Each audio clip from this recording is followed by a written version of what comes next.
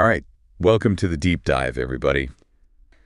Today we're going to be taking a look at something super useful, I think, and that is becoming a negotiation genius. Oh, yeah. And, when we say negotiation genius, we don't necessarily mean somebody who's just winning at all costs.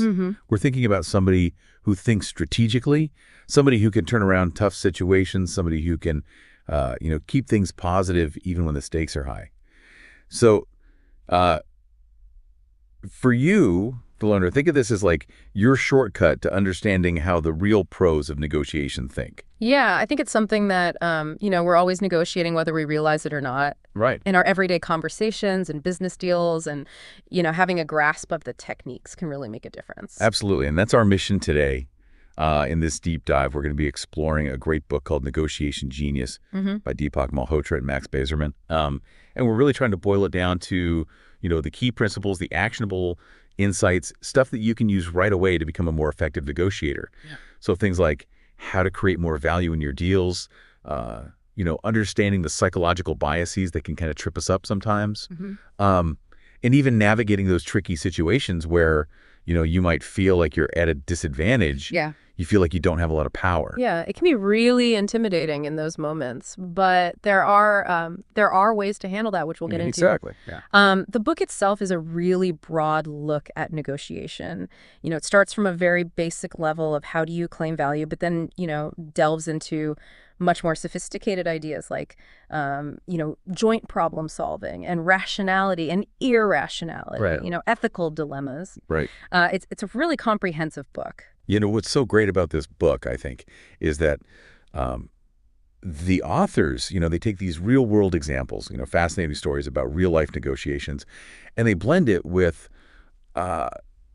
really solid research from psychology and economics. Yeah. So it's like you're getting this great combination of, kind of the storytelling, but then the science behind it as well, which I think is really compelling. I think that's what makes the book so readable and so enjoyable is that it's not just, dry textbook research findings. Right. It's, stories about people and situations that you can really connect with and understand. For sure. So, all right, I think maybe let's jump right in with one of the, I think, core concepts in the book, which is this idea of value creation. So, negotiation isn't just about fighting over a fixed pie. It's about figuring out, how to make that pie bigger in the first place. Yeah, absolutely. And one of the biggest takeaways, I think, from the book is the idea that, negotiators who just focus on claiming value, so just getting as much for themselves as possible, Right. they actually often end up with worse outcomes than those who try to, cooperate and look for ways to increase the value of the deal for both sides. Yeah, and there's a great example of this, I think, early on in the book that they talk about, which was the situation with the United Nations dues where the U.S. wanted to change its contribution, I think reduce it. Right. And it just seemed like a really intractable situation. Nobody wants to pay more. Right. And so it's like, how do you even approach this? Yeah, and what was so clever about how Richard Holbrooke approached that was he actually didn't change the amount that the U.S. was asking for that much. Right. He just shifted it from being a debate about how much the U.S. pays to being a question of when they pay it. Right. And he was able to propose an immediate reduction for the U.S., but then any increases for the other countries were kind of delayed into the future. Right. So nobody felt like they were paying more at that point. It was just kind of a change in when those payments would occur. Right. And that was the breakthrough that really unlocked the negotiation. Yeah, so it's this kind of, subtle shift in perspective. I think the learner, what's so interesting about that is it's not necessarily about changing the substance of what's being asked, but rather the timing of it, Right. Yeah. Like when is this thing actually happening? And that can make all the difference. Yeah. And then, they talk about this example of the moms.com situation, which is a little bit more kind of, smaller scale. Yeah. But illustrates this idea of value creation, I think, really well. And it looks like this pretty simple, disagreement about the number of times that an episode can be shown. Yeah. Initially, they were just haggling over the number of runs, Yeah. But the key insight that, that the negotiators arrived at was that giving WCHI more runs Right. was actually worth a lot more to WCHI than it cost Hollyville. And that's the kind of key to finding these opportunities for value creation. Right. Is that what one side values, the other side might not.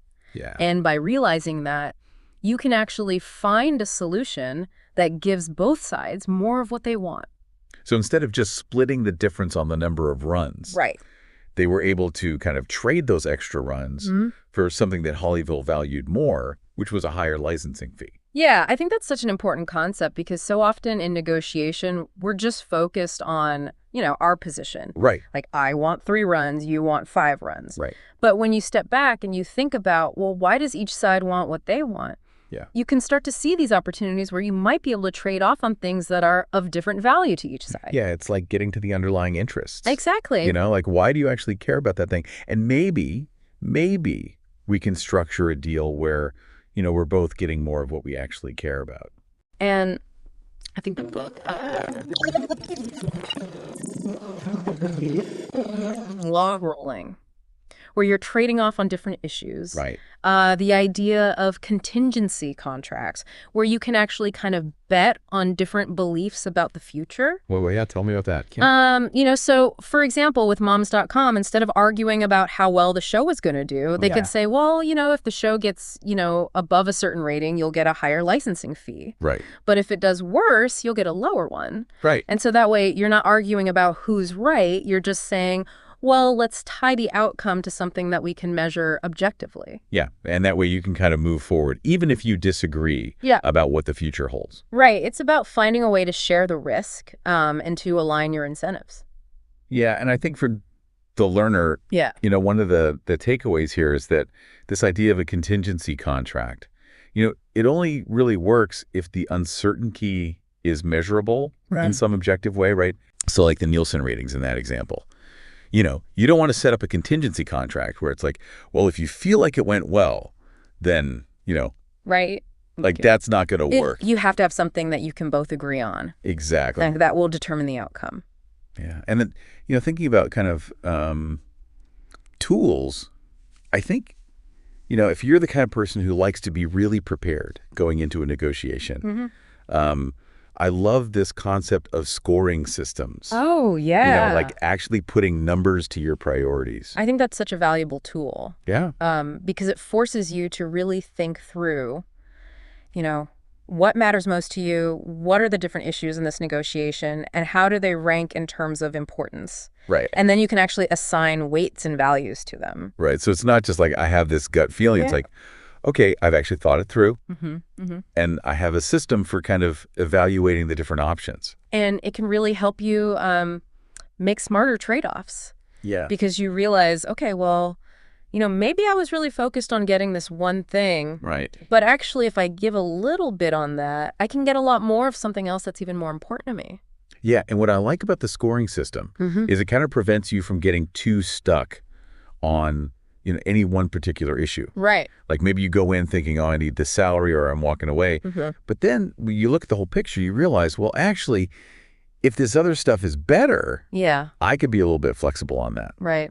And I think it was really interesting in the book how much they emphasize, it's not just about understanding your own interests, right, but it's also about, taking the time to really understand the other party's interests. Absolutely. Even the ones that, like, to you might seem kind of trivial, because that's where you can often find these, unexpected opportunities to create value. Yeah, it's like the example they give of, negotiating a job offer. Right. And you're really focused on the salary. Right. But then you realize, oh, the employer actually really cares about when you start. Right. And you're like, well, I don't really care if I start in June or July. Yeah. But they're willing to give you a big signing bonus if you start a month early. Right. So that's a win-win. Exactly. You're getting something that's valuable to you. Right. Without giving up anything that you really care about. Yeah, it's about understanding, what are those things that, they care a lot about that to you are easy to give. Right.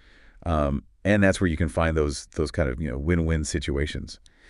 It's really about, shifting your mindset, I think. Absolutely. From just trying to sell what you want to really negotiating. Yeah. Which means understanding their whole situation. Right. It's about listening as much as it is about talking. Yeah. And really trying to understand their perspective, their needs, their constraints. For sure. Because once you've done that, then you can move into the phase of actually trying to claim value effectively, which is, making sure that you get your fair share of that bigger pie. Right. So once we've kind of, expanded the pie, we still got to make sure we get a good slice. Yeah, absolutely.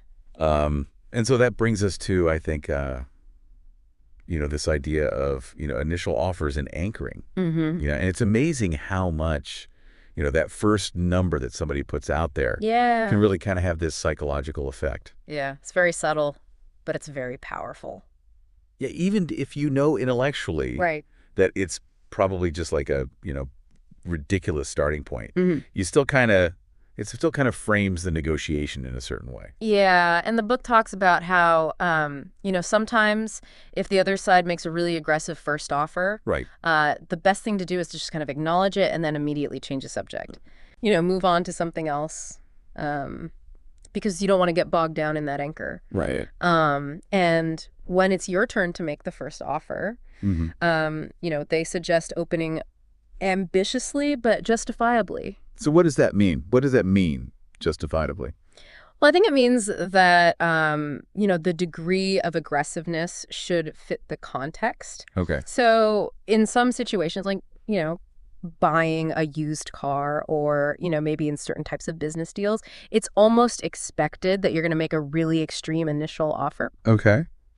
But you should always be able to explain why you're asking for that number. Right. So if you're, asking for a certain price for, let's say, a piece of property, you should be able to point to, comparable sales, the development potential, whatever it is. Right. That justifies that number. So it's not just like I'm pulling this out of thin air. Right. It has to be grounded in some kind of reality. Yeah. And it's also important to remember that, your opening offer is just a starting point. Right. You're not necessarily expecting to get that number. Right.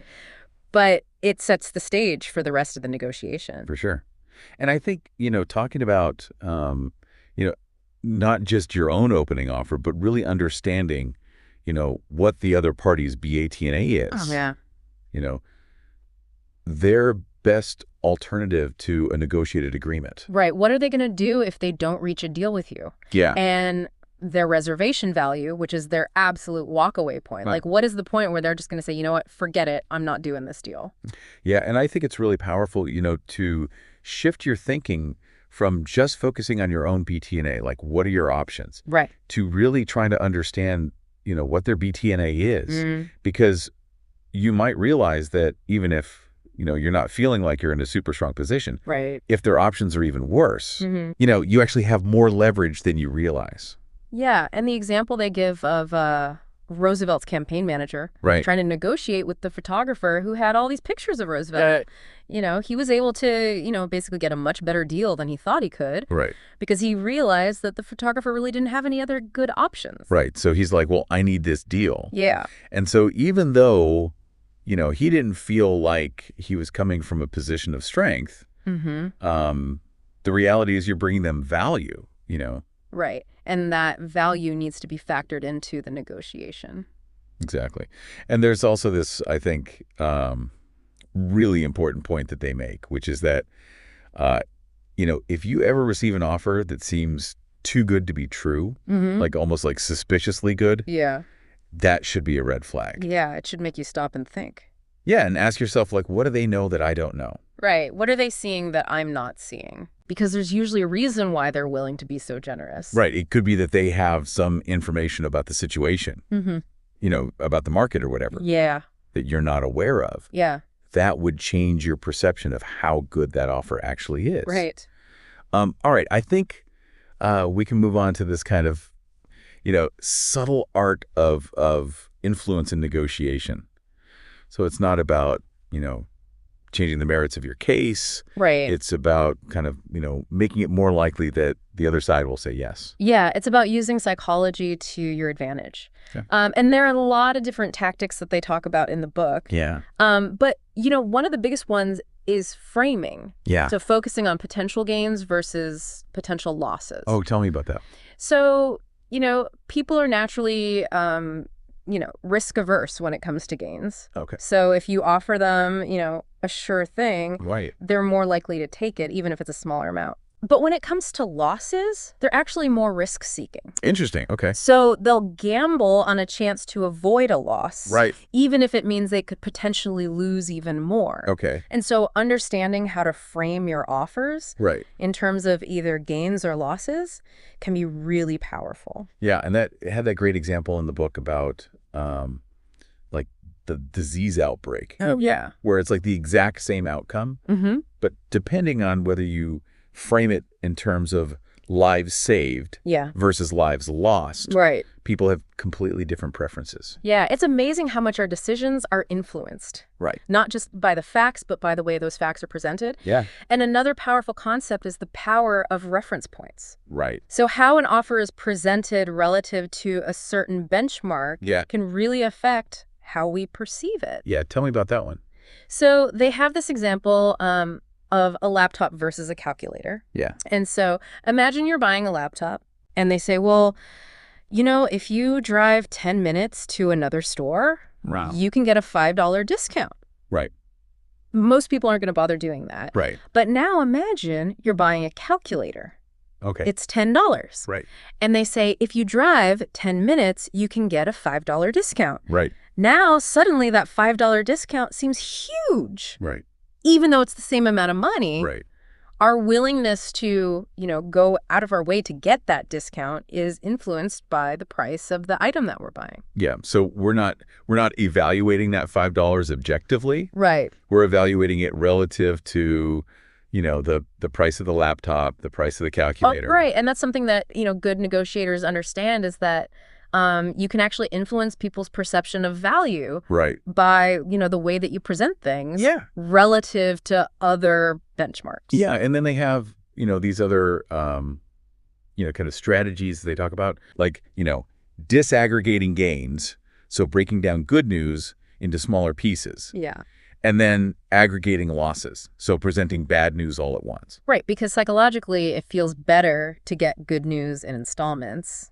Right. And it feels less painful to get all the bad news at once rather than kind of dragging it out. Right. So instead of getting, little bits of bad news over time, it's like, just rip the Band-Aid off. Yeah. Get it all over with. Exactly. And then, some other kind of classic, I guess, influence tactics are like door in the face and foot in the door. Yeah, those are the classics. Yeah. So tell me about those.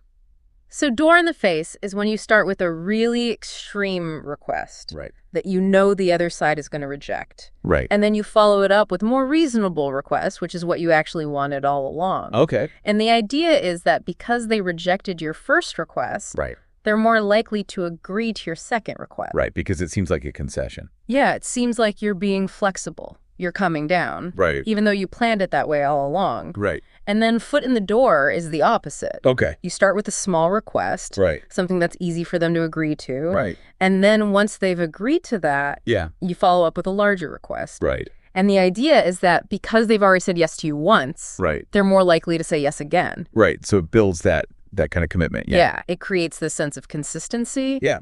And even something as simple as, giving a reason, even if it's a weak reason, can increase compliance. Yeah, they talk about that in the Xerox machine. Oh, yeah, that study. Where it's like, can I use the Xerox machine because, and then they just give like a whatever, I have to make copies, Right, or even just because I need to make copies. Yeah, exactly. Like just that word, because, yeah, seem to increase people's willingness to let them cut in line. Right. Which is really fascinating. Yeah, it's like, we as humans, we want to understand the reasons behind things. And so even if the reason isn't particularly compelling, it still kind of satisfies that need for a reason. And then, of course, there's social proof. Yeah, what's that? Which is the idea that if you can show that other people are doing something, it makes it seem more acceptable or desirable. Yeah. So, think about, when you're selling a house. Right. And you schedule an open house. You might schedule it right after another open house. Okay. Because that people are already out looking at houses. Right. And so they're more likely to come to your open house as well. Right. Because they're like, well, if everyone else is doing it, maybe I should do it too. Right. Or even things like laugh tracks on TV shows. We hear other people laughing, we're more likely to laugh ourselves. Right. Even if the jokes aren't that funny. Exactly. Yeah. So what are some ways, if somebody's kind of using these influence tactics on us, what are some ways that we can kind of defend ourselves? Well, the book offers a few really good strategies. Okay. One is to always go back to your scoring system. Right. So if you've done that work ahead of time of really thinking through what matters to you, yeah, and assigning weights and values to different things, right, you can actually evaluate their offer objectively, right, regardless of how they're framing it or how they're trying to influence you. right. And another good strategy is to explicitly separate information from influence. Okay. So when they're saying something, ask yourself, Yeah. am I actually learning something new here? Yeah. Or are they just trying to sway my opinion? Yeah. And then finally, you can actually reframe their offers in your own terms. Right. So, if they're framing something as a loss, right, you could reframe it as, well, this is just a lack of a gain. right. And that can actually lessen the psychological impact of their framing. Yeah, so you're basically kind of consciously trying to Right. debias yourself. Yeah, exactly. Even with the best strategies, though, sometimes our own minds kind of work against us in these situations. We all have, these biases in our thinking that can, sometimes lead us to make less than ideal outcomes in negotiations. Yeah. And the book talks about a lot of these biases. Yeah. The fixed pie bias is a big one. Yeah, tell me about that. Which is the belief that every negotiation is a win-lose situation. Right. So if I win, you have to lose. Right.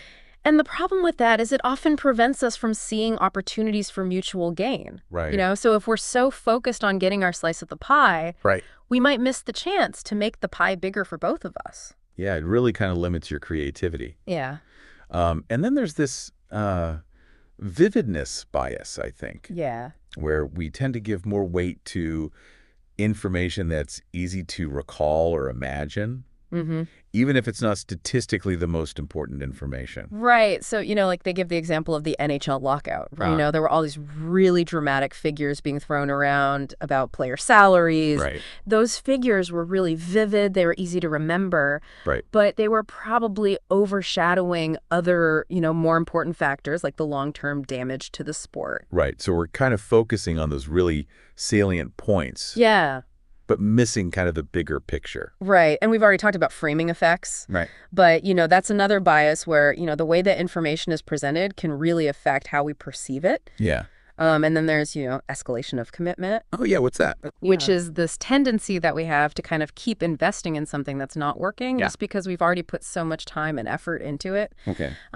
They give this great example of a dispute over a window bar. Right. Where, these two parties ended up spending way more money on legal fees than the original issue was even worth. Yeah. Because they were so determined to win. Right. And it just kind of escalated. Yeah, it spiraled out of control. Yeah. And then,